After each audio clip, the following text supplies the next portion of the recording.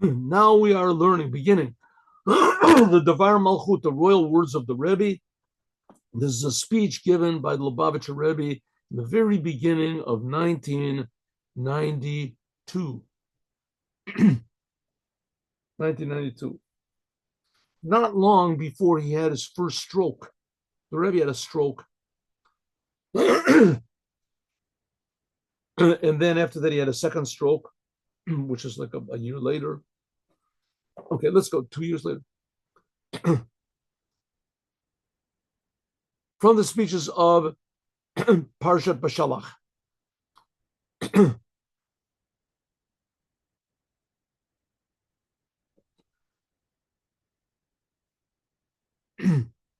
This year, the first day of, I'm sorry, the 10th day of Shvat, which is the day that the previous Rebbe passed away in 1950, it comes out to be on Yom Revi'i of the week, on the fourth day of the week. Give me 1 minute. Give me a minute.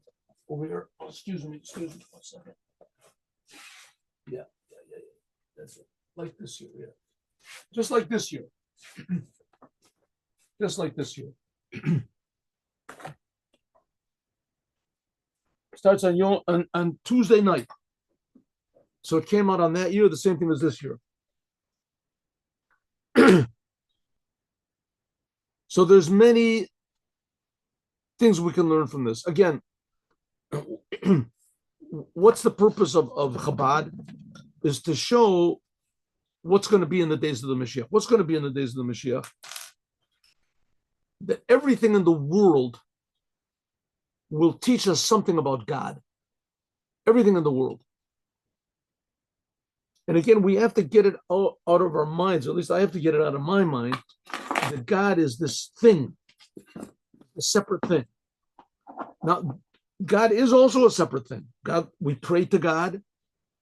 God listens to our prayers. God reacts to our prayers. The Bible tells us that God spoke. He spoke to Abraham. Abraham had a conversation with God. Right? God wanted to destroy Sodom and Gomorrah. Abraham said, listen, maybe I can find 50 people, 45. God said, okay, if you can find this. They had a whole conversation.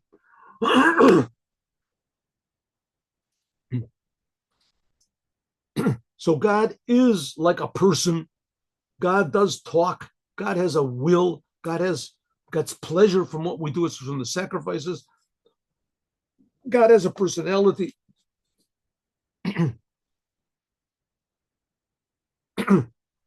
And God creates everything in the world according to that personality of God. And God reacts to everything in the world, and God expresses himself through everything in the world. Moshiach will make this what's it? Understandable, appreciable, is such a word, that we can appreciate what God is, how much God loves us, how much God is with us and he cares for us and he enlivens us. And we're here intentionally by God. We're not here accidentally.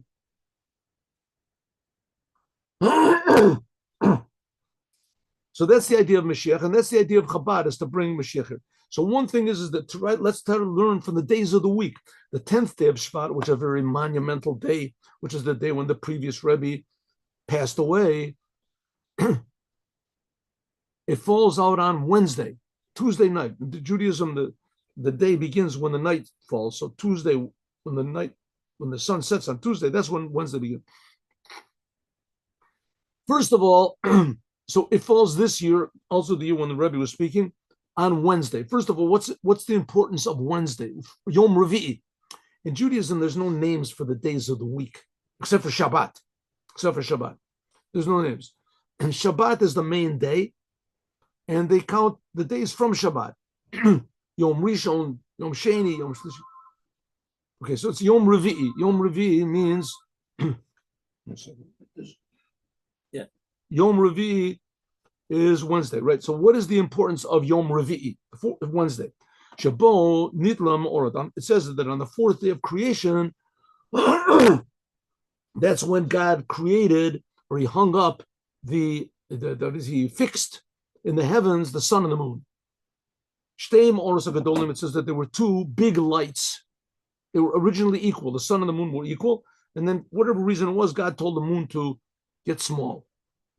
And also, and this is the main thing, that the fourth day of the week is called Kami Shabbat. This is already a day preparing for Shabbat. Even since the Babo, that in it, we begin the preparations for Shabbat that comes afterwards. Shabashana Zu, that in this year, Nasa Aliyah v'Shlemo to Yom HaHilula, Ba'ofen the Yechulu, Kamugash Bashira Shel Yom, Shesaimo, V'chotmo, L'chunaran no Katan. Every day in the Holy Temple, they would say a different psalm.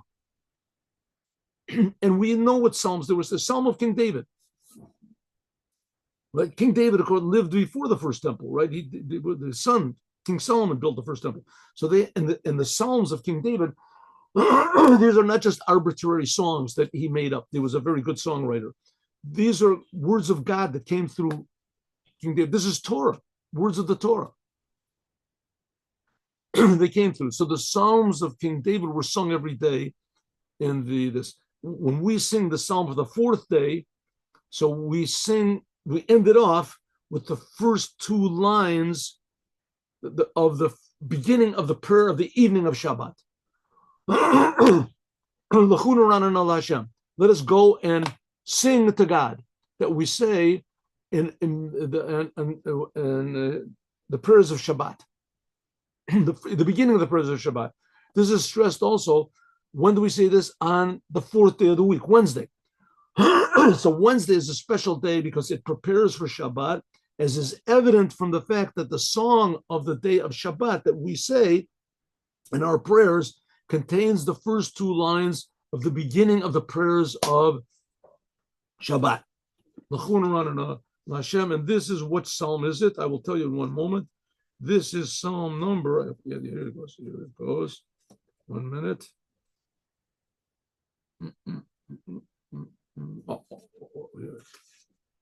Here.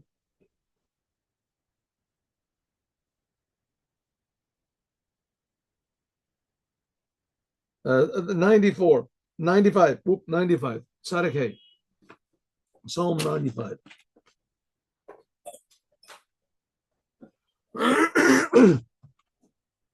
Okay, 4.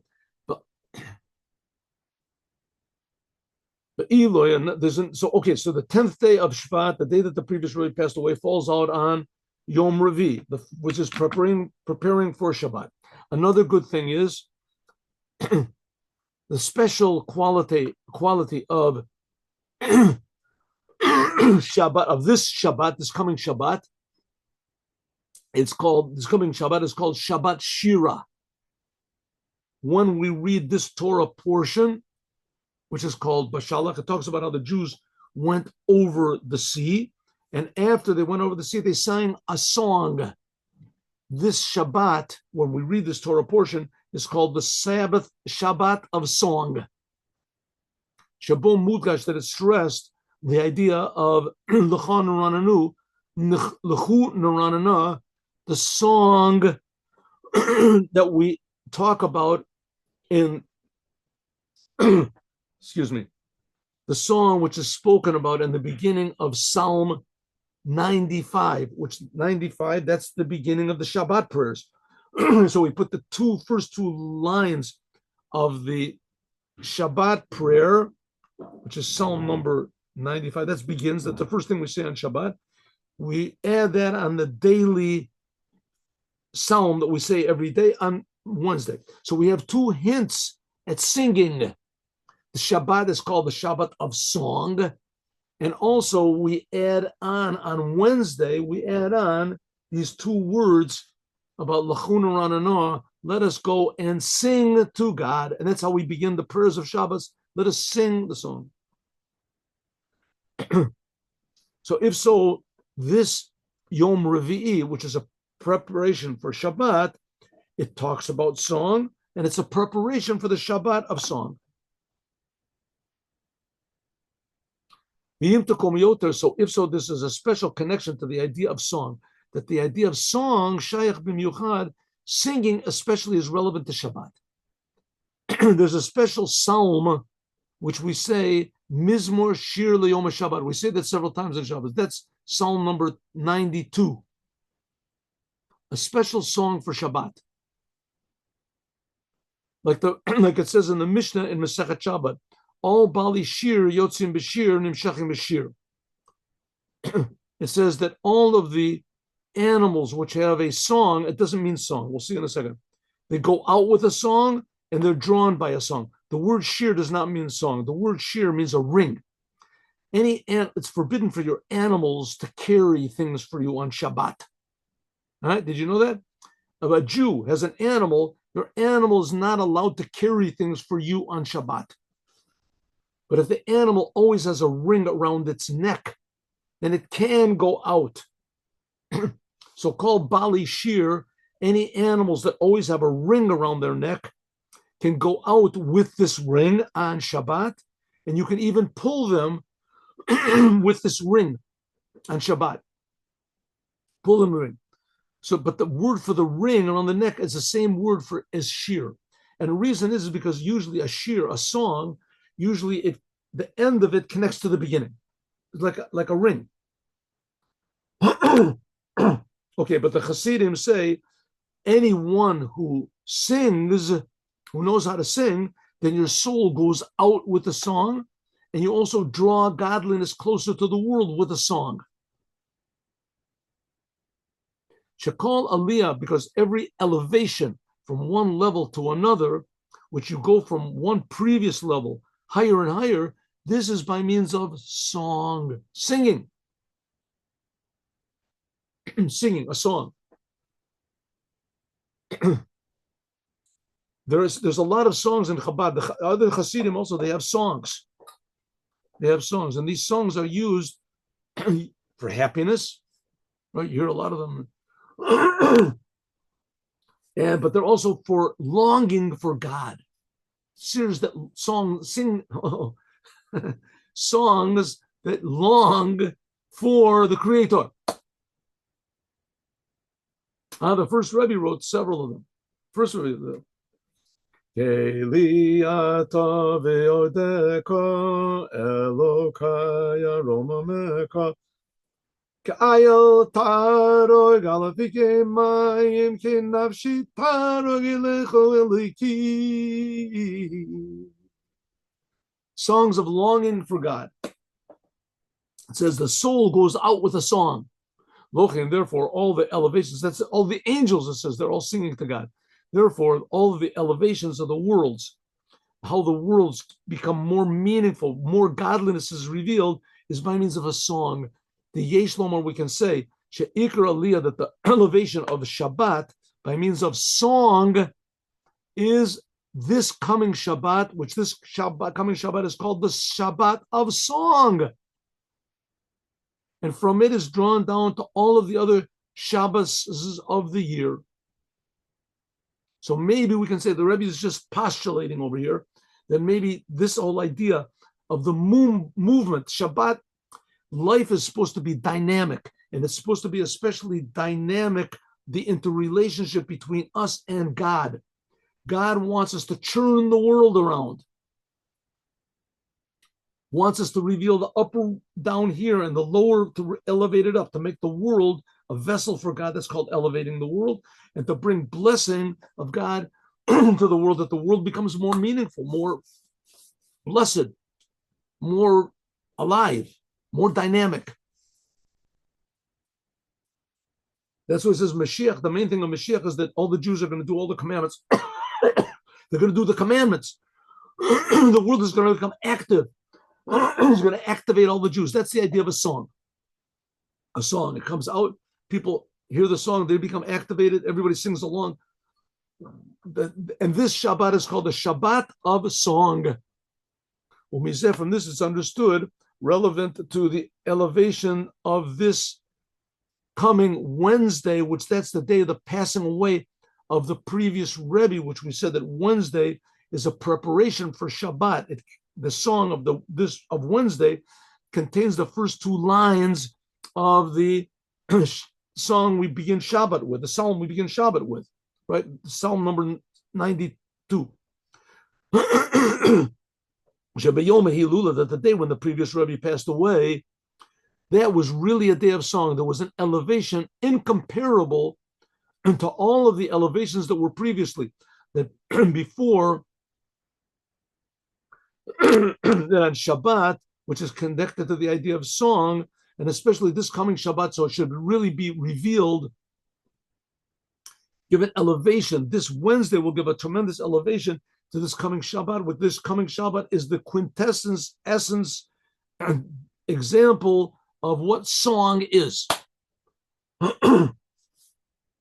Namely, giving ourselves to God and God giving himself to us.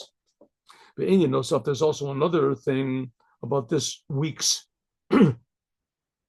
about when the previous Rebbe passed away. It comes out this year on Wednesday, and Wednesday is a preparation for the Shabbat, which is the Shabbat of song, that the 10th day of Shabbat, when the 10th day of Shvat, when it falls on Wednesday, what's so special? The Shlemut the Yom HaHilula, that the completion of the day of the passing away of the Rebbe, which was made on Shabbat, which came afterwards, includes in it also Tu B'Shvat. What is Tu B'Shvat? Tu B'Shvat is the 15th day of Shvat. That's going to be next week, not this week. Next week on Yom Sheni, on Monday, a week and a day from today. This is going to be 3 days from Shabbat, Yom Rishon, and Yom Sheni, Shenechshavim, that the first 3 days of the week are connected to the previous Shabbat.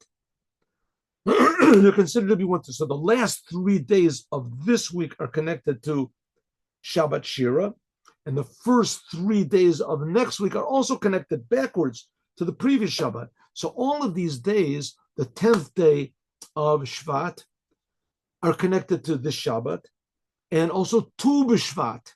What is Tu B'Shvat? What is Tu B'Shvat? Tu is Tet Vav is 15. The 15th day of Shvat is declared as the New Year's Day for trees, fruit trees, especially fruit trees in Israel. So if so, we have one unit of 7 days, starting from this coming Wednesday, which is the day of the passing away of the previous Rebbe. That's 3 days before Shabbat. And then Tu B'Shvat, which is 3 days after Shabbat. So it's one 7-day unit. And Shabbat is right in the middle, the Sabbath of singing. Should know something in addition to this, that it's Kaimer Sira B'Shlemusa, in addition to the fact that the moon is full on the 15th. Not only that, it's called the Rosh Hashanah. It is called the New Year's Day for trees. So, like I said before in the beginning of the class, all this is supposed to show us something about what God wants from us, how we can serve God in a unique way. It's sending us a lesson. It's sending us also inspiration to serving God in a unique way.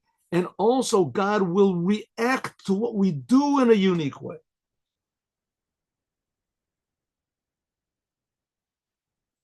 Okay, so Tu B'Shvat is called the God decides the fate, it says, of the trees. Why you have to have such a thing like this? And we'll see. According to what's known, that all of the holidays of the year, even the holidays which are not written in the Torah, holidays which come from the rabbis, all of them have a connection to the Torah portion that is read when these holidays occur. An interesting thing, by the way, there's the president, what is the prime minister of Argentina? So his name is Milei or something, right? Milei, I think. And he's somehow or other, he became very, very enamored, in love with Judaism. He became very, very attached to Judaism. He said that he actually said that he would convert, but it would turn the country into turmoil. I mean, everybody eventually is going to, right? And so, okay, let's just talk about the positive aspect. So, in any case, he gave a speech, I think, at the United Nations, where it was just now. I just heard about this, and he said the Torah portion of this week. That's what he said. The Torah portion of this week. I guess he gave the speech like last Wednesday or something. It was what we just read, the Shabbat, is Bo. And it talks about how Paro refused to release the Jewish people. And because he refused them freedom, as he was punished. There, I think he was talking about, I have to see the speech, but I think he was talking about the Iranian people. And he said that if you want to prevent people from freedom, that it's not going to go good for you. God does exist, and God doesn't like it if you force people to do things that are bad. You don't allow people to have freedom. Anyway, that's what he said. I don't want to explain, but the idea is that he brought from the Torah portion of the week. That's the point I'm trying to make. Because he realized that the Torah portion of the week is God speaking to us. God is telling a lesson about something, why he's creating the world this week, what he wants from us special this week. This week, the theme of this week. Anyways, eventually all the non-Jews will realize this, but here we go. According to what's known, that all the holidays, they are connected to the Torah portion. So this week's Torah portion is B'Shalach. So therefore, the Torah portion of this week is also connected to the passing away of the previous Rebbe. And also, this week, this Shabbat, Mincha this Shabbat, we read Yitro. Yitro is the Torah portion of Tu B'Shvat. That's next week. It's going to read. We're really going to read about Yitro. Yitro is the Torah portion where it talks about the giving of the Torah. That's talking about the beginning, which is we begin to read that on this Parshat B'Shalach. Okay, so what do we have here? What's the Rebbe talking about up to now? Yud Shvat is the day when the previous Rebbe passed away. The previous Rebbe is the Moses of the generation. Without the previous Rebbe, without Moses, the Jewish people are like sheep wandering around with no shepherd. The previous Rebbe, on the day that he passed away, released tremendous energy and inspiration to all of the Jewish people, in fact, to the whole world, but to the whole entire Jewish people, how do you say, shepherd power. The Jewish people suddenly know, at least they had more of an inkling that there is a direction, that they have an identity, that there's a purpose to the Jewish people, that they're special, that they have a unique responsibility to the Creator, that they can fix up the world in a unique way. The inspiration of all these things was given when the previous Rebbe passed away. The fact every year when this date comes, there's more and more energy, this positive energy revealed. And so to understand this energy, what's going on. So let's see, maybe get some hints from reality. Number one, this year it falls out on Wednesday, which Wednesday is the day preparing for Shabbat. And the song of the day, we sing about the song of Shabbat, and also it's coming right before the Shabbat of song, singing. And the whole idea of singing is how we influence God and how God responds to us. That's singing. We go out of ourselves and God goes out, so to speak, of himself, revealed.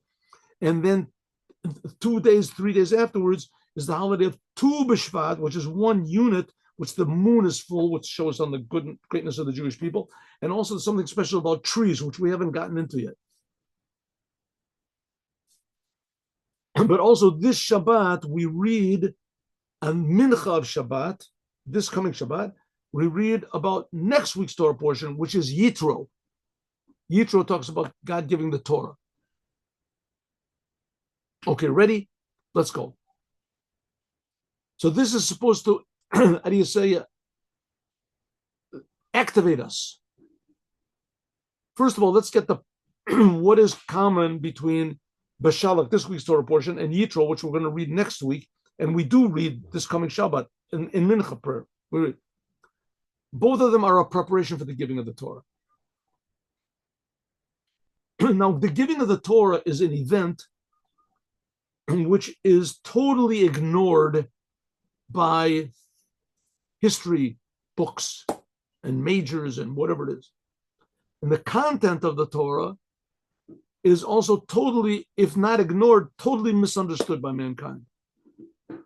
The content of the Torah. The reason the world was created was for the Torah.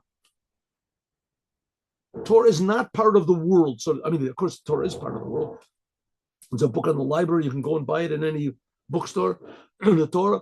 But the Torah is previous to the world. The world is part of the Torah. In Parshat Bashalach, this week's Torah portion, when we talk about going out of Egypt, the Jews went out of Egypt, but the Egyptians ran after them. This is a preparation for the giving of the Torah. Like it says, the Jewish people went out of Egypt in order to serve God on this mountain. That's what God said to Moses at the burning bush. The burning bush was on Mount Sinai. When the Jewish people got out of Egypt, that's this week's Torah portion. They're finally going out of Egypt. The Egyptian soldiers were drowned. The Jews were really free. It was in order to receive the Torah. In Parshat Yitro, which is in addition to the fact in giving the Torah, it also talks about in the beginning about Yitro, giving thanks to God. Now, Yitro was not a Jew. Yitro was not a Jew. We have a whole Torah section in the Torah, which is called Yitro. And it talks about it talks about the inspiration and the door that Yitro opened up for all mankind. What did he open up for all mankind? Yitro. First of all, Yitro was the father-in-law of Moses. Moses married Yisro's daughter. Right? She married Yisro's daughter. And of course, she converted. And Yitro, it says, and finally, and he went back, he converted. Okay, in any case, he converted also, but later, not in this week's Torah portion. So Yisro was a non-Jew, and Yitro was the king of idolatry. He knew all of the idolatry of the world. But he started to have big doubts. Yitro started to have big doubts that if maybe there was a creator of the universe, maybe there's a reason for the creation, maybe all of the other gods that are worshipped are just creations, and there's only one creator. Yitro started having big doubts about what's going on. So it says that when Yitro heard that the Jewish people left Egypt and the sea split and that Amalek attacked the Jews and the Jews defeated Amalek, that's what it says. Nevertheless, whatever happened, Yitro was so impressed that it says he went to Moses, said, I have to be close to Moses. I got to get out of here. And he was ostracized by all humanity. He was like a big shot. And as soon as he decided, no, I'm dropping all this. I'm dropping all this idolatry. It's all selfishness. I'm leaving it. As everybody said, we don't want anything to do with you. Yitro. So it says Yitro, he surrendered himself. With Hodat Yitro, he agreed with God, with Judaism. Katotza Mizeh, from this, that he heard that there was the splitting of the sea, and he heard about the war with Amalek in this week's Torah portion. So now says Yitro said, now I know that God of the Jews is greater than all of the other gods. This opened up the door for the giving of the Torah. Now again, the Torah is given only to the Jews, but the Torah was given for all mankind through the Jews. The 7 Noahide commandments have to be done because it's commanded in the Torah. Non-Jews are not supposed to do the 7 Noahide commandments from logic, from understanding, from morals, from ethics, from their own conscience.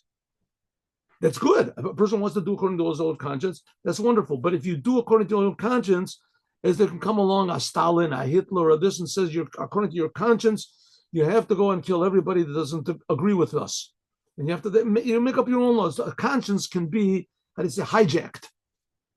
But if you do it according to what it says in the Torah, only because God, that even sometimes if your conscience says, no, I must do it for the sake of Germany, I must do it for the sake of communism, the sake of this, right? Nevertheless, you say, I'm not going to go according to that conscience. That's a misguided, sick conscience. I'm not going to go according to it. I'm going to go according to what it says in the Torah. So therefore, when the Torah was given, it was for all mankind. Yitro, opening up his mind and his heart to the idea that the Torah is ultimate truth and that God really cares about the world. And the Jewish people are the example of this. When Yitro realized this, that opened up the door for the giving of the Torah. It said before Yitro realized this, the Torah couldn't have been given. That's what it says. God waited for Yitro. Yeshlom, we can say, but Prati and Yanim, in this week's Torah portion, of Bashalach, and next week Yitro, this is a preparation for the giving of the Torah. This is also a preparation for the completion of the giving of the Torah, which that's going to be by Moshiach. Says the Jewish people got the Torah, the body of the Torah, but they didn't get the soul of the Torah. You have to have both of them together. You have to do all the commandments in the Torah. Everything in the Torah is exactly true. But the Jewish people didn't get the soul of the Torah. I know we said this 5,000 times. The whole, all right, let's not talk about it. Here we go. It's possible there's one whole religion that's based on twisting the Torah. It's possible to twist the Torah. Possible. There's 2.5 billion people that believe that the Torah says all these things that are exactly the opposite of the Torah, because the spirit of the Torah is not with the Jewish people. You have the state of Israel, right? The state of Israel. And the state of Israel, now the whole world is saying Israel doesn't belong to the Jews. What do the representatives of Israel say? It does because Balfour, because we were here a long time ago, because we have to have, the Holocaust and this. What are you talking about? Just say God gave it to us in the Torah. The Torah gave it to us. But because the soul is missing from them with the Torah, so therefore the Torah is not so important. It's just like a shell. And the completion of the Torah is going to be in the future when Moshiach inspires everyone's soul to really feel the godliness of the Torah and the godliness of the commandments and the godliness of the land of Israel and the godliness of the Jewish people. That's going to be so. If so, this week's Torah portion is preparing us for that also. In Parshat Bashalach, in this week's Torah portion, Bashalach, and this is the Shabbat which talks about the completion of going out of Egypt, the sea split. This is a preparation for the giving of the Torah. It says that God didn't have to split the sea. The Jewish people didn't have to go over we talked about this, didn't have to go over the Yam Suf. They didn't have to go over the sea. And in fact, they didn't go over. They came out the same side that they went in. They just made a U-turn and they came out a few miles down, whatever. Why did God split the sea? Because he wanted to split all of the hidden worlds. He wanted to show himself. All the spiritual worlds are covering over the Creator. That's where idolatry comes from. That people want to serve God and they meet up with the spiritual worlds and they worship something spiritual. But the fact is, God is creating the spiritual, and the spiritual worlds are just like the water that conceals all these angels and things inside of it. And God split that open so that the essence of God became revealed in this world. So therefore, the splitting of the sea, that was a preparation of the giving of the Torah when God really revealed his essence in a permanent way in the Torah. That's what it says.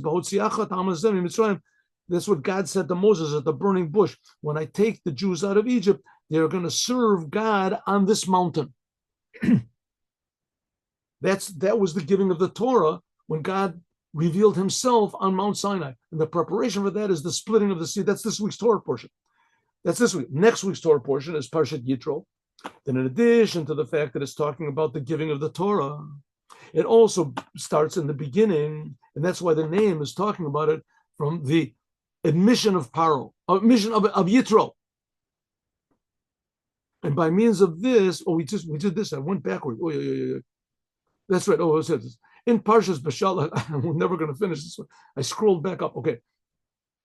In Parshas Bashalach, in the song of the sea, it says that it ends up and it finishes with the words, Mikdash Hashem konenu yodecha.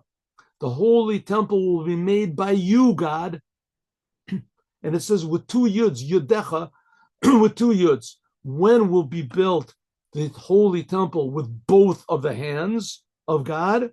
When God rules over the whole world. The days of the Moshiach.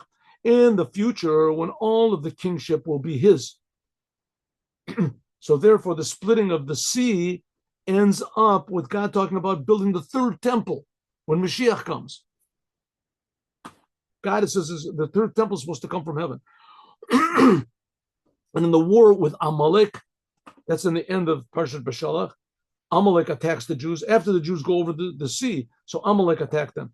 This ends up with the words, will be destroyed totally, the seed of Amalek, because the yad, the hand of God rose his hand in like an oath on the throne, on his throne. He will make a war with Amalek from generation to generation. God swore that his name is not complete and his throne is not complete until Amalek is wiped out from the world. Amalek is a creation of God, but God did such a good job creating him to oppose God. He did such a good job that he's going to have to be wiped out totally. Like it says, like Job said, Tamu charavot netzach. There will not be any more war. Who makes war against the Jews? Amalek. And what does it say afterwards? Hashem lo'olam yeshev, that God will be revealed in the world forever. God's name will be complete. It says, Konen mishpat kiso, that God's throne will be complete. I think the war against Amalek, you can see now in the world, there's this anti-Semitism in the world. Anti-Semitism. The Jews are bad. The Zionists are bad. The Israelis are bad. The Jews, everything the Jews. These people have no idea what a Jew is. Jews themselves don't know what a Jew is. What is a Jew? What is a Jew? My mother was Jewish. I converted Jewish. Therefore, everybody hates me because my mother was Jewish. And what does it mean my mother was Jewish? That's just pushing the question back. Well, how does she know she's Jewish? What does it mean? Right? He converted to be a Jew. What does it mean? What do you convert? What is a Jew? He does the commandments. That's it. You're Jew. So what do you have to convert? Just do the commandment. What is a Jew? So the answer is every Jew is the essence of God. Every Jew is the son of God. Every Jew is the servant of God. Every Jew is the twin of God. Taimotes is the twin of God. The true meaning of made in God's image, even though it applies to all mankind, but the true meaning of it is the Jewish people. The image, God has an image, really. It really has an image. It says in the Torah that he does. Man is made in God's. The people hate Jews because they hate God. And no one knows what God is, but everyone knows that God is. Either they can oppose it or they can they want to destroy it or ignore it or whatever they want. But somewhere down deep, everybody knows that they hear the Rebbe just finished saying, Paro obviously knew that there was a creator. In Parshat Yitro, it talks about that that because of Yitro, there was added Yeter, there was added one Torah portion. This hints at the addition in the Torah, which is going to be in the future, in a way that the Torah won't just be hearing and learning, it'll be seeing. So all these things are hinting at the future redemption by Moshiach, the giving of the Torah, the going out of Egypt, the destruction of Amalek. In order to understand what is the meaning of the song of the sea and the war with Amalek that they sang and that they did, and the admission of the surrender of Yitro to God, and the connection to the giving of the Torah, You want to understand what's the connection between all of these things we just talked about. The Jews singing at the sea, the war of Amalek, Yitro, surrendering to the Creator, and also the giving of the Torah and the giving of the Torah in the future, to understand what of these are connected to the future meaning of the Torah, right? The godliness of the Torah. Let's first of all understand what it says in the beginning of this week's Torah portion. That this beginning Torah, it starts off by Yehi Beshalach Paro at the Am, when Paro sent away the Jewish people, he evicted them. And God did not let them go straight through the land of the Palestine because it was too close. It was Palestinians back then also, right? But it wasn't the Arabs. It was Asher Hu Karov. It's easy, and it would be easy for the Jews to go back to Egypt because they wanted to go back all the time. It would have been an easy way to go to the land of Canaan. If you look nowadays, you can see that Egypt is right next to Gaza. But Gaza, that's what they call Palestine. That's what they call it. But Yosef Elohim, it says that therefore God detoured the Jewish people through the desert and through Yam Suf. Therefore, they had to split the sea. Why did they have to split the sea? They didn't have to split the sea. They could have gone straight from Egypt, the border of Egypt and Israel. There's one border. They just go over. That's all. Go over. It happens to be the land of Palestine are in the middle. But I mean, the whole thing didn't belong to the Jews yet, right? There were no Jews lived there. This is the Jews just got it. All the Jews were in Egypt. There were no Jews anywhere else in the world. They were only in Egypt. So they could have gone right through, just cross over the border and go in. No, God made them take this long journey way around. It wasn't supposed to be so long. It was supposed to have been just like after a year or something, after the Jews went through the desert, they received the Torah, right? God made them make this big detour until they came to the Mount Sinai, right? Made the big detour. But afterwards, after they received the Torah at Mount Sinai, so they were supposed to immediately go into the land of Israel. That's what they're supposed to do. But the Jews didn't want to go in. So they had to wander for 40 years. Okay, but nevertheless, God made them this big detour, and therefore because of the detour, they met up with the sea. And when God split the sea, they sang the song. And then afterwards, Amalek attacked them, and miraculously they defeated Amalek. And then after that, there was Yitro. We'll understand all these things. It'll give us a better insight into what's going to happen with Moshiach, how Moshiach is going to enhance all of these things spiritually, but also physically. He will do away with all war and all hatred in the world. This and much more we'll talk about, God willing, tomorrow.